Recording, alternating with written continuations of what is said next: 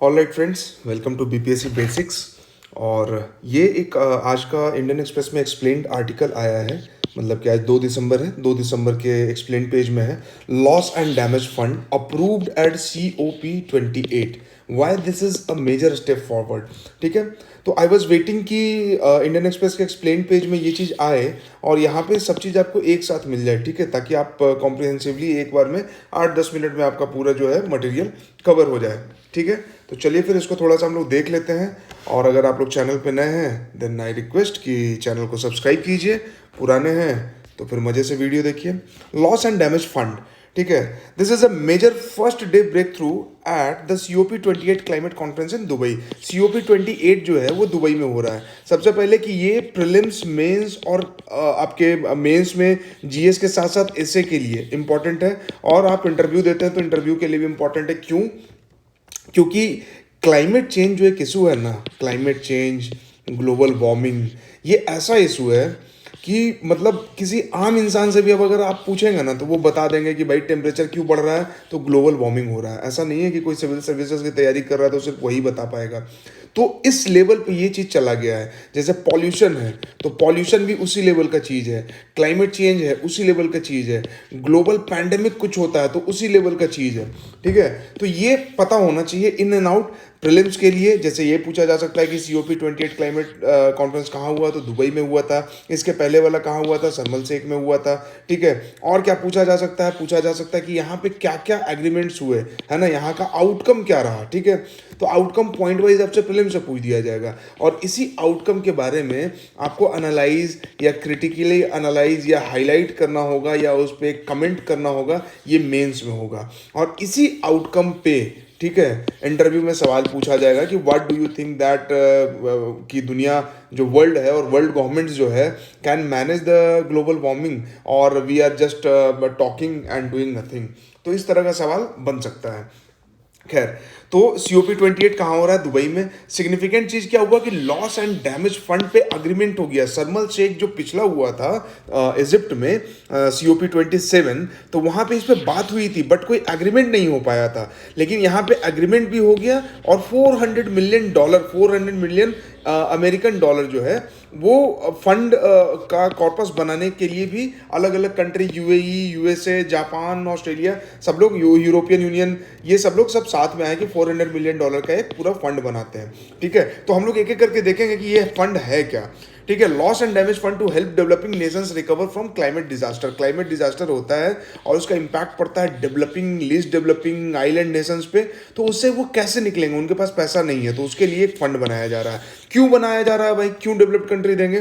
तो वो अभी हम लोग आगे देखेंगे। और यहाँ पे वही बात लिखी गई कि इजिप्ट में जो शर्म शेख में COP27 हुआ था तो उसमें डिमांड किया गया था बट ये क्रिएट नहीं हुआ था, और COP28 में क्रिएट कर लिया गया। तो प्रीलिम्स में आपसे ये भी सवाल पूछा जा सकता है कि लॉस एंड डैमेज फंड जो है, LDF जो है, वो COP27 में बना या 28 में बना। ठीक है, तो ये आपको पता होना चाहिए।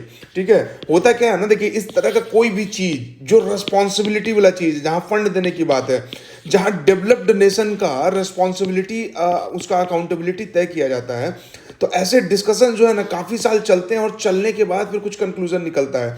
जैसे ये जो $400 मिलियन प्लेज किया गया है, आप देखिए कि इसमें से $200 मिलियन मिलेगा, $200 मिलियन नहीं मिलेगा किसी को। ठीक है, क्यों? क्योंकि डेवलप्ड नेशन जो है ना वो पैसा नहीं देना चाहेंगी, या फिर वो मैनिपुलेशन करेंगी इसमें। ठीक, तो इसलिए ये बातचीत COP27 में शुरू हुआ, लेकिन कंक्लूसिव जो अग्रीमेंट है वो 28 में हो पाया है। कहां पे? दुबई, UAE में। चलिए अब ये देखते हैं कि what is the loss and damage fund. Loss and damage fund है क्या? तो दिस इज फाइनेंशियल असिस्टेंस, पैसा दिया जाएगा, फाइनेंस किया जाएगा। किसको? To developing nations, to developing nations, to developing countries, to developing economies. For what? Why? Because they are suffering from climate disaster. और क्लाइमेट डिजास्टर क्या है? फ्लड है, एक्सट्रीम वेदर इवेंट है, जैसे कि साइक्लोन बार बार आने लगा है। ठीक है, अल नीना होता है, ला नीना होता है। ठीक है, इस पर भी एक वीडियो बनाया जाएगा, क्योंकि अल नीना ला नीना को लेके, El Nino La Nina, southern oscillation, Indian Ocean dipole, Walker cell, इसको लेके बहुत कंफ्यूजन होता है, और इसमें इससे प्रीलिम्स का सवाल पूछा जाता है। ठीक है, क्यों? क्योंकि इससे इंडियन मानसून इंपैक्ट होता है। तो खैर ये अलग डिस्कशन की बात है। बट एक्सट्रीम वेदर इवेंट्स जो है ना, हीट वेव हो रहा है, ठीक है। हीट वेव के साथ बुश फायर आप देखेंगे ऑस्ट्रेलिया में। ये मेंस बीपीएससी मेंस में बुश फायर के बारे में और अमेजन फायर के बारे में सवाल पूछा गया था। ठीक है, तो ये हो रहा है, ओशन वार्मिंग हो रहा है, उसके वजह से एक्सट्रीम वेदर इवेंट्स हो रहा है। तो ये सब के वजह से जो है ना, जो डेवलपिंग नेशंस जो सफर कर रहे हैं, उस सफरिंग को कम करने के लिए डॉलर दिया जाएगा। ठीक है, और ये डॉलर कहाँ से आएगा? तो भाई ये डॉलर आएगा एक फंड से। ठीक है, जिस फंड में डेवलप्ड नेशन पैसा देंगे और ये पैसा जो है वो डेवलपिंग नेशंस को मिलेगा। ठीक है, इसी फंड को बोला गया लॉस एंड डैमेज फंड। ठीक है, जो चीज़ें लॉस हो गई, जो चीज़ें डैमेज हो गई, किस चीज़ के वजह से? क्लाइमेट चेंज के वजह से, क्लाइमेट डिजास्टर के वजह से, एक्सट्रीम वेदर इवेंट्स के वजह से, साइक्लोन के वजह से, फ्लड के वजह से, ड्रॉट के वजह से, हीट वेव के वजह से, फॉरेस्ट फायर के वजह से, है ना, पेस्ट अटैक हो जाता है क्लाइमेट चेंज के वजह से, उसके वजह से। तो ये सारे वजहों से जो हमारा लॉस हुआ है उसको कंपनसेट करने के लिए हमने एक फंड बनाया है जिसको लॉस एंड डैमेज फंड बोला जाता है। ठीक है, बोला गया है। अब सवाल ये है कि डेवलप्ड कंट्री जो है वो डेवलपिंग कंट्री को क्यों देगा पैसा? जैसे अगर आपने पढ़ लिया, आपने नोट्स बना लिया है, तो आप अपना नोट्स दूसरे को क्यों बांटेंगे? ठीक है, तो आप अपना नोट्स दूसरे को क्यों बांटेंगे? आप जिस गांव से निकल के आए, मान लीजिए कि आप उस गांव में रहते थे, आपको पढ़ने का अच्छा माहौल मिला, ठीक है, और आपके पीछे जो बाकी जो बच्चे हैं उनको पढ़ने का माहौल नहीं मिल पाया, आप ही तक माहौल था और उसके बाद माहौल ख़राब हो गया गांव का, और आप सही समय पे गांव से बाहर निकले, पढ़े, आप दिल्ली गए, पटना गए और जाके कोचिंग किया, अच्छा पढ़ाई किया, आप अच्छा नोट्स बनाए आप अपना। ठीक है, तो ये अब क्या है ना, अब ये जो पीछे वाले बच्चे ये कैसे पढ़ाई करेंगे? ठीक है, और ये पढ़ाई नहीं करेंगे तो फिर ये आगे कैसे पहुंचेंगे, कैसे सिविल सर्विसेज की तैयारी करेंगे, है ना? तो आप तो यहाँ पे खड़े हैं, आप तो बन चुके हैं, आप डीवाईएसपी बन गए हैं, आप एसडीएम बन गए हैं, आप आईएएस आईपीएस बन गए हैं, आप क्वालिफाई कर चुके हैं, जो भी आपका एस्पिरेशन था, आप बैंकिंग सेक्टर में चले गए, आईटी सेक्टर में चले गए, जो भी आपका एस्पिरेशन था आप चले गए। ठीक है, लेकिन आपके पीछे जो लोग छूट गए हैं, ठीक है, आपने रिसोर्सेज का यूज़ किया, आपने गांव के स्कूल का यूज़ किया, गांव में उस समय अच्छे टीचर थे, वो आपको पढ़ाया, आपका बेस फाउंडेशन मजबूत था, तो आप अच्छा किए और अपने लाइफ में अच्छा कर रहे हैं। बट जो आपके पीछे बाकी जो गांव के बच्चे रह गए, जिनको अब एजुकेशन ठीक से नहीं मिल रहा है, वो क्या करेंगे? जब उनको एजुकेशन नहीं मिलेगा तो एम्प्लॉयमेंट नहीं मिलेगा, एम्प्लॉयमेंट नहीं मिलेगा तो पॉवर्टी होगा, पॉवर्टी होगा तो कॉन्फ्लिक्ट होगा, क्राइम बढ़ेगा, सोशल डिसहार्मनी होगा, कास्ट वॉर होगा। तो ये आपकी रिस्पॉन्सिबिलिटी है कि आप जो कमाते हैं उसमें से 5%, 10% पैसा आप अलग से रखें कि भाई हम अपने गांव में 2-4 लोग ऐसे मिलके हम लोग और अपने गांव को सुधारने का जिम्मा उठाते हैं और इस पैसे को खर्च करेंगे वहाँ के बच्चों को पढ़ाने में, उनके पढ़ाई पे खर्च करना है। ठीक है, अपना महीने का एक दिन रखेंगे कि बच्चों को पढ़ाना है, गाइड करना है ना? तो ये आपकी जिम्मेदारी है। तो कुछ उसी तरह से डेवलप्ड नेशन और डेवलपिंग नेशन का कहानी है यहाँ पे। देखिए, इंडस्ट्रियल रिवॉल्यूशन जो है ना, इंडस्ट्रियलाइजेशन जो शुरू हुआ था वो 1850s के आसपास से शुरू हो गया था, जब वाप इंजन यानी कि स्टीम इंजन बन गया था, रोड रेलवे सब कुछ बनना शुरू हो गया था। तो इंडस्ट्रियल रिवॉल्यूशन हुआ ना, तो इंडस्ट्रियल रिवॉल्यूशन के पहले जो प्रोडक्शन का सिस्टम था वो क्या था? प्रोडक्शन का सिस्टम था कि सब चीज़ मैनुअल और मैकेनिकल किया जाता था। जैसे गांव में खेती करना है या कहीं पे भी खेती करना है तो ट्रैक्टर नहीं था, है ना, कोई मशीन नहीं था। वहाँ पे क्या यूज़ होता था?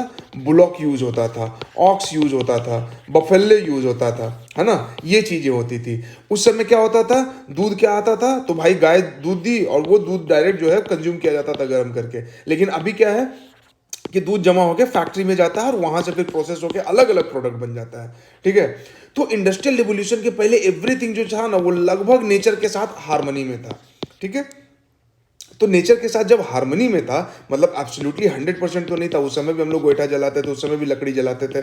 ठीक है, बट ओवरऑल सिस्टम ऐसा था ना कि मिला जुला के सब ठीक ठाक चल रहा था from the perspective of environment, की एनवायरमेंट को लॉस वैसा नहीं हो रहा था। ठीक है, लेकिन जैसे ही इंडस्ट्रियल रिवॉल्यूशन हुआ, हम मशीन लेके आए। अब मशीन लेके आए तो क्या हुआ कि हम पेट्रोल यानी कि fossil fuel, petrol, diesel, natural gas, coal, जो भी चीज मिलता गया सबको धुआंधार तरीके से यूज करते गए।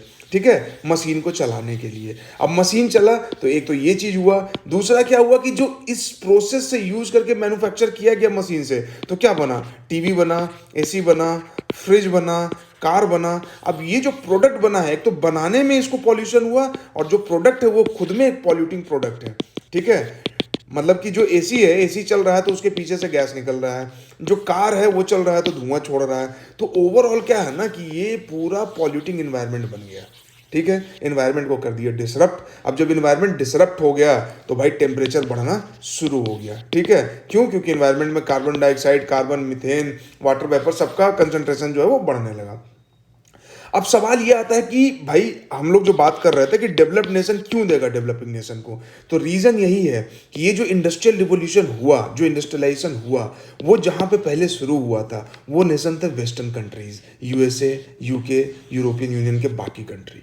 ठीक है, जर्मनी हो गया, फ्रांस हो गया, लग्जमबर्ग हो गया, तो ये कंट्रीज थे।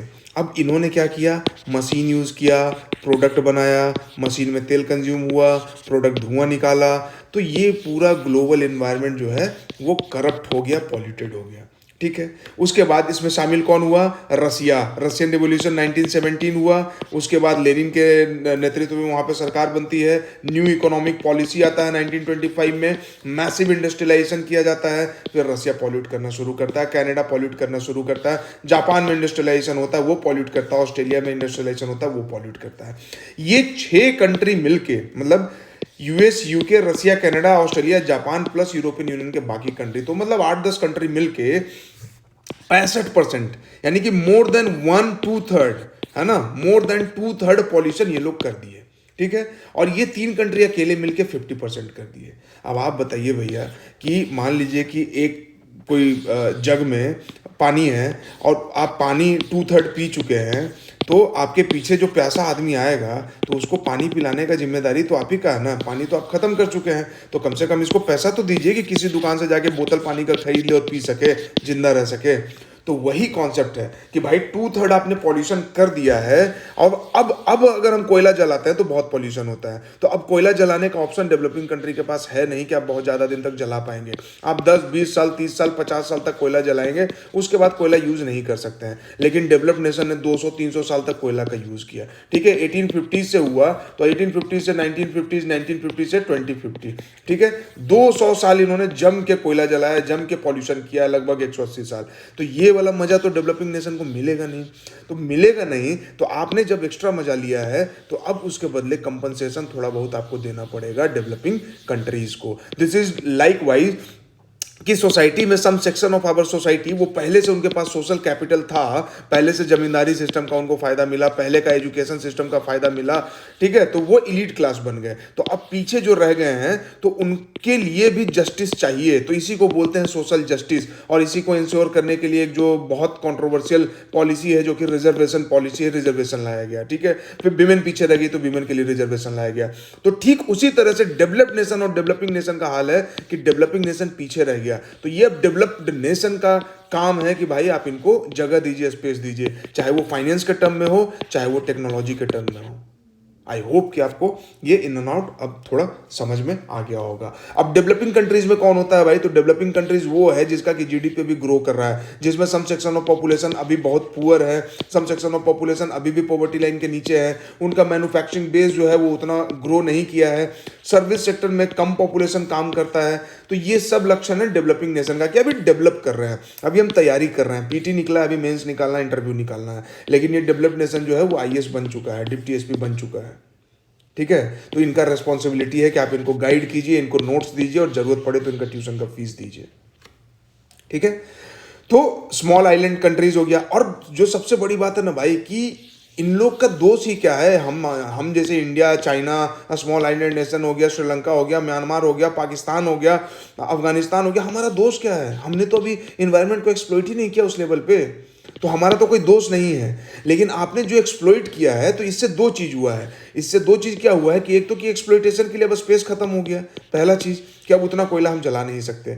दूसरा चीज कि आपने जो कोयला जलाया था ना, उसका जो नेगेटिव इंपैक्ट पड़ रहा है, जो क्लाइमेट डिजास्टर हो रहा है, तो इस क्लाइमेट डिजास्टर के वजह से सबसे ज्यादा नुकसान हमें हो रहा है, आपको नहीं हो रहा है। क्यों? क्योंकि आप तो समृद्ध है भाई, आप तो बंगलों में रहते हैं, आप तो बड़े बड़े मकानों में रहते हैं, बट हम झोपड़े में रहते हैं। तो बाढ़ आएगा तो हमारा झोपड़ा पहले डूबेगा।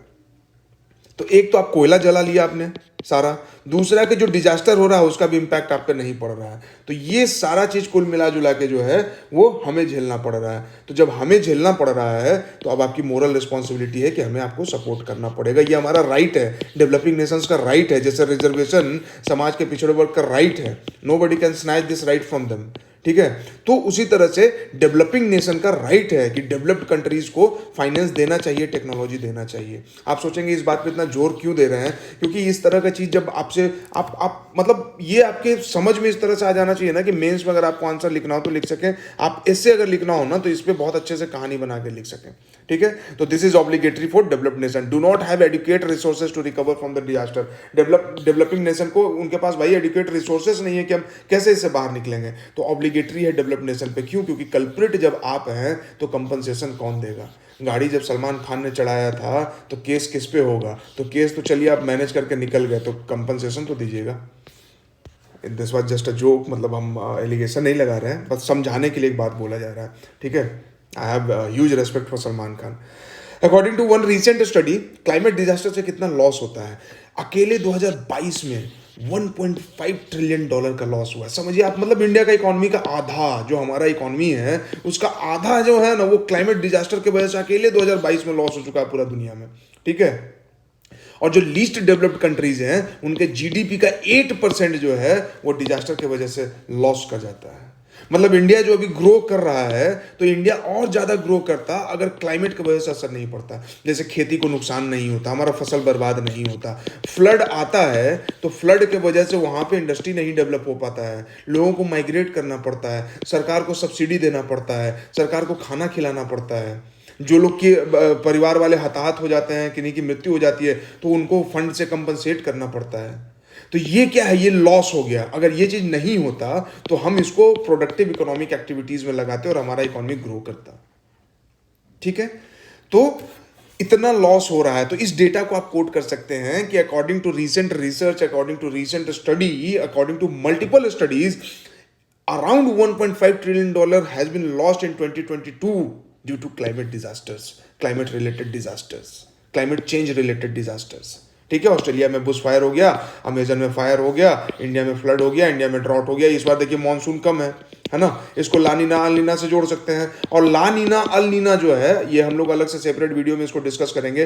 वो भी ग्लोबल वार्मिंग की वजह से बहुत इंपैक्ट हो रहा है, और उसके वजह से इंडियन ओशन डाइपोल इंपैक्ट हो रहा है, और उसके वजह से हमारा मॉनसून इंपैक्ट हो रहा है। और मॉनसून जब इंपैक्ट हो रहा है तो हमारा खेती इंपैक्ट हो रहा है उससे। IPCC inter governmental panel for climate change जो है वो 2022 का रिपोर्ट है, और रिपोर्ट का नाम है एडेप्टेशन एंड वल्नरेबिलिटी। अगर ये आप रिपोर्ट याद रखें ना तो लॉस एंड फंड, मतलब ये लॉस एंड डैमेज वाले फंड में आप इसको यूज कर सकते हैं कि according to adaptation and vulnerability report of IPCC, ठीक है, से that loss and damage means different things, ठीक है। अग्रीड अपॉन डेफिनेशन, कोई अग्रीड डेफिनेशन है नहीं कि लॉस एंड डैमेज क्या है, लेकिन फिर भी मोटा मोटी इसको कैसे डिफाइन किया गया है, तो इकोनॉमिक लॉस से और नॉन इकोनॉमिक लॉस से। तो इकोनॉमिक लॉस क्या होता है? जो विजिबल आपको, कि बाढ़ आया आपका गाड़ी डूब गया, बाढ़ आया आपका घर डूब गया, बाढ़ आया आप खेती नहीं कर पाए, बाढ़ आ गया तो खेती नहीं कर पाए तो भाई सरकार को टैक्स नहीं गया, बाढ़ आ गया पटना में, पटना डूब गया है तो सरकार को जो टैक्स जाता है डायरेक्ट इनडायरेक्ट वो टैक्स नहीं जा रहा है। तो ये लॉसेज जो है वो इकोनॉमिक लॉस में आता है। मॉनेटरी वैल्यू में जिसको हम कैलकुलेट कर सकते हैं, इंफ्रास्ट्रक्चर का लॉस हो गया, गवर्नमेंट को रेवेन्यू का लॉस हो गया, पब्लिक को रेवेन्यू का लॉस हो गया, एग्रीकल्चर के क्रॉप का लॉस हो गया, ये सब इकोनॉमिक वैल्यूज में है।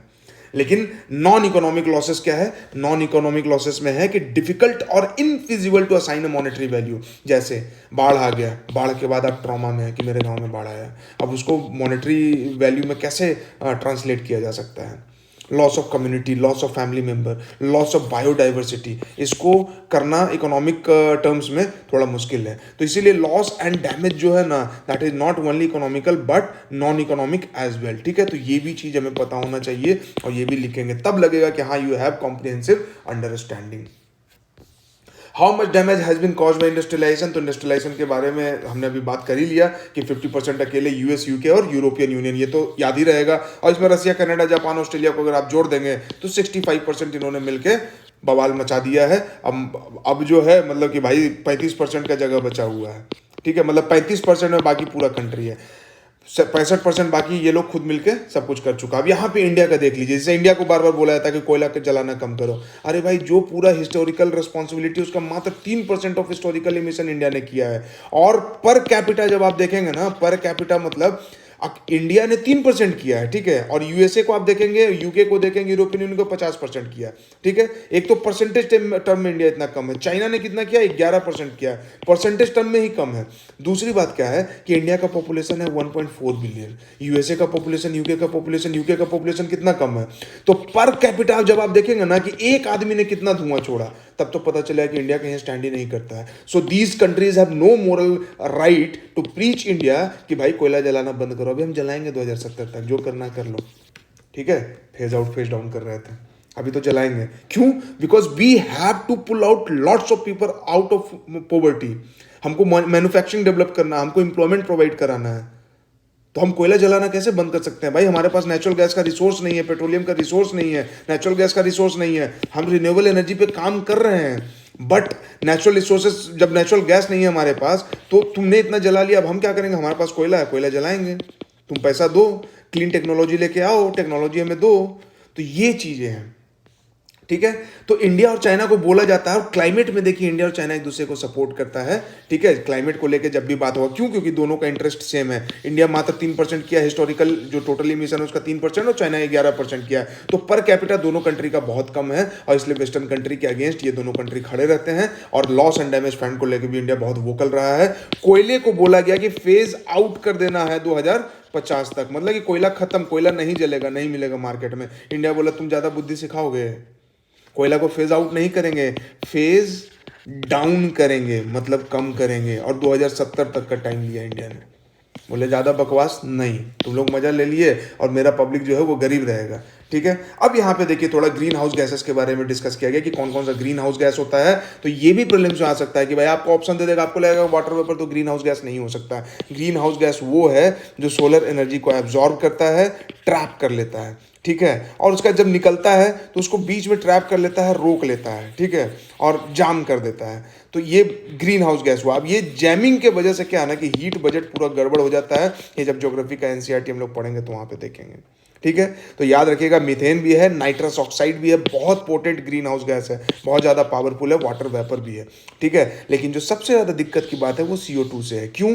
क्योंकि CO2 इन्वायरमेंट में जो है ना वो बहुत दिन तक, सालों तक, हजारों सालों तक रहता है। तो इसका लाइफ जो है ना, किसी भी ग्रीन हाउस गैस में देखिए उसका एक होता है कि पोटेंशियल, कि कितना ज़्यादा वार्म कर सकता है, और एक होता है उसका लाइफ, ठीक है, कि इन्वायरमेंट में कितना दिन तक रह सकता है। तो जिसका पोटेंशियल हाई और लाइफ हाई, तो भाई वो तो लगा देगा, एकदम बैंड बजा देगा। लेकिन जिसका पोटेंशियल बहुत हाई है और लाइफ नहीं है, एक ही दिन रहेगा इन्वायरमेंट में, तो फिर वो डैमेज नहीं कर पाता है। तो CO2 के साथ क्या है ना कि potential as compare to methane या as compare to nitrous oxide कम है, CO2 का बहुत कम है, बट इसका लाइफ बहुत ज़्यादा है, लिंगर कर जाता है अर्थ में, और इसीलिए CO2 पे इतना बात होता है कि CO2 is responsible for most of the global heating. I hope you are getting my point. How much loss and damage is the world facing? तो एक तो हमने अभी देख लिया कि $1.5 ट्रिलियन जो है अकेले 2022 में हो चुका है। ये डेटा तो रट ही लेना है। सेवरल बिलियंस एंड डॉलर्स, ठीक है। तो यही है कि इसको अनुमान लगाना इतना मुश्किल है, कैसे अनुमान लगा लें हम लोग कि कितना लॉस हुआ है, कितना नहीं हुआ है, ठीक है। उसके बाद IPCC का ही रिपोर्ट है कि will increase in future as global warming is continues to rise, ठीक है। Global warming continue to rise है। पेरिस पैक्ट हुआ था, उसे बोला गया कि 1.5 डिग्री सेल्सियस जो एवरेज टेम्परेचर इंडस्ट्रियल इरा से पहले था टेम्परेचर, ठीक है, मान लीजिए कुछ टी रहा होगा, तो उस एवरेज टेम्परेचर से ज़्यादा तो 1.5 डिग्री सेल्सियस बढ़ना है, नहीं तो मैक्सिमम 2 डिग्री सेल्सियस बढ़ना है, इससे ज़्यादा नहीं। अगर इससे ज़्यादा होगा तो इन्वायरमेंट को बहुत नुकसान होगा। बट अभी करंट का सिचुएशन ये है कि जितना ज़्यादा इमिशन हो रहा है CO2 का और बाकी ग्रीन हाउस गैस का, कि ये चीज़ अचीव करना मुश्किल है। 1.5 डिग्री सेल्सियस 2 डिग्री सेल्सियस वाला टारगेट जो है वो अचीव करना मुश्किल है। और ये कोई और नहीं, IPCC का रिपोर्ट आता है और UNFCCC का रिपोर्ट आता है, इमिशन गैप रिपोर्ट आता है, वही बताता है इस बारे में, ठीक है। तो आप ये कोट कर सकते हैं मेंस के आंसर में कि according to emission gas report, emission gap report, जो हमारा अभी करंट स्टेटस है, that is not adequate to achieve the target of 1.5 degree Celsius, ठीक है। How big is the fund and how will it operate? $400 million का fund है, इसमें अलग अलग कंट्री ने दिया है। UAE जहां पे मीटिंग हो रहा है वो $100 दिया है। यूरोपियन यूनियन थोड़ा सा भाई 3-4 कंट्री मिलकर $250 दिया है। और जो सबसे ज्यादा बदमाशी जिसका और हर बार क्लाइमेट चेंज में बदमाशी करता है वो है यूनाइटेड स्टेट्स ऑफ अमेरिका, ठीक है। मतलब कोई एक इंसान होता तो इसको तो पकड़ के धून दिया जाता, लेकिन इतना पावरफुल है कि इसके सामने कुछ बोल नहीं पाता। देखिए क्या पैसा दिया है, $17.5 मिलियन। भाई मतलब यूएई अकेले $100 मिलियन दे दिया, तुम क्या दे रहे हो, भीख दे रहे हो। ये वो हो गया कि मेट्रो स्टेशन से, रेलवे स्टेशन के बगल से निकलना तो चवन्नी दे दिए किसी को। This is right of developing Nations, है ना। और ये नहीं दे रहा। जापान $10 मिलियन दिया है, ठीक है। तो चलिए खैर, मतलब ये आपको समझ में आ गया कि भाई इतना छोटा कॉर्पस, और चाहिए कितना, $1.5 ट्रिलियन का नुकसान हो गया 2022 में। तो भाई ट्रिलियंस ऑफ डॉलर में चाहिए, और यहाँ क्या दिया गया है, $400 मिलियन। ऊँट के मुंह में जीरा, ठीक है। अब देखिए यहाँ पे इस फंड को चलाएगा कौन कौन। जब कोई फंड बन रहा है तो उसको चलाने के लिए कोई बैंक चाहिए, तो वर्ल्ड बैंक इसको चलाएगा, ठीक है। Will oversee the loss and damage fund, ठीक है। तो वर्ल्ड बैंक जब इसको देख रहा है, तो जो भी फंड, जब भी कभी भी आप कोई फंड पढ़िए ना, ग्रीन इन्वायरमेंट फैसिलिटी हो गया, ग्रीन क्लाइमेट फंड हो गया, तो ये जरूर देखिए कि कौन इंस्टीट्यूशन उसको जो है मैनेज कर रहा है, रेगुलेट कर रहा है। तो वर्ल्ड बैंक जो है वो लॉस एंड डैमेज फंड को मैनेज करेगा। इनिशियली डेवलपिंग कंट्रीज जो है ना, वो नहीं चाहती थी कि वर्ल्ड बैंक करे। क्यों? क्योंकि वर्ल्ड बैंक में फिर यही खचड़ा का जो है वो हेजेमनी रहेगा यूएस का, जो $17.5 मिलियन दिया है। पता नहीं भी क्यों दिया है, ले जाओ भाई, रख लो अपना, ठीक है। तो वेस्टर्न कंट्रीज का हेजेमनी होगा तो फिर मैनिपुलेशन हो जाएगा, तो नहीं चाहती थी। लेकिन कुछ चीज पे डेवलप्ड नेशन अग्री हुआ, तो कुछ पे हम भी अग्री हुए। ये लॉस एंड डैमेज फंड पे चलो कम से कम अग्री तो हुआ ये लोग, तो उसी तरह से हम लोग वर्ल्ड बैंक पे अग्री हो गए कि चलो भाई वर्ल्ड बैंक करेगा। तो ये मिलकर दोनों, ये सिचुएशन, ये सीन अभी फिलहाल है। तो आई होप कि ये एक्सप्लेन पेज आपको बहुत अच्छे से समझ में आया होगा। अब ये पीडीएफ आपको चाहिए, मतलब ये स्क्रीनशॉट चाहिए, तो join our Telegram channel BPSC basics, इसी नाम से हमारा टेलीग्राम चैनल है। लिंक आपको डिस्क्रिप्शन में मिल जाएगा। और चैनल को जरूर शेयर करें अपने दोस्तों के साथ। Thank you very much.